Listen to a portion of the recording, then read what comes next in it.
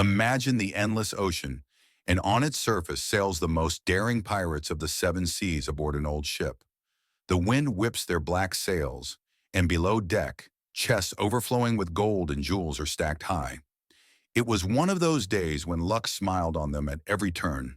They had robbed a Spanish galleon, escaped the guards, and were now heading back to their secret island to celebrate their victory. Captain Barnes, an old sea wolf with a pirate hat and a wooden leg, stood at the bow of the ship gazing into the distance, dreaming of the good life awaiting him after this successful raid. Next to him was his first mate, Jack Bones, skinny as a skeleton and just as cunning. "Hey, Captain," said Jack, glancing at the map. "If the wind stays like this, we'll be home in 2 days. Just make sure the helmsman stays on course." But before the captain could respond, dark clouds began to gather on the horizon. The wind suddenly shifted, blowing with such force that the sails flapped like wounded birds. The sea grew wild, and the first crashing waves hit the ship. The pirates, used to storms like this, quickly adjusted the sails, but it was too late. They found themselves in the heart of the tempest. Thunder roared, lightning split the sky, and the waves lifted the ship as if it were a toy. And then, amidst the roaring waves, someone screamed, "Kraken!" Giant tentacles rose from the water, gleaming in the flashes of lightning. The creature was so enormous that its shadow swallowed the entire ship. Captain Barnes drew his sword.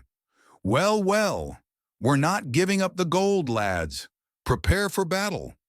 A fierce fight broke out. The pirates slashed at the tentacles, and the beast tried to capsize the ship.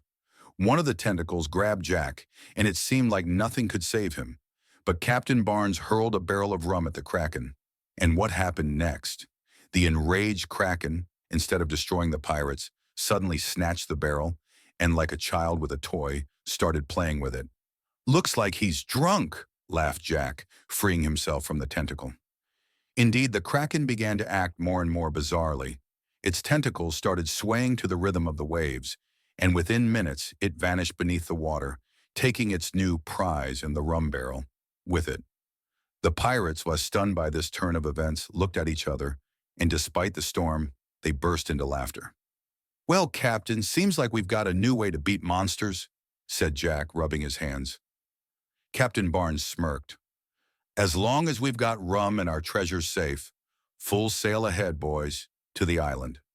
And so, with victorious smiles and merry hearts, the pirates escaped the storm and the Kraken's grasp, continuing on their way.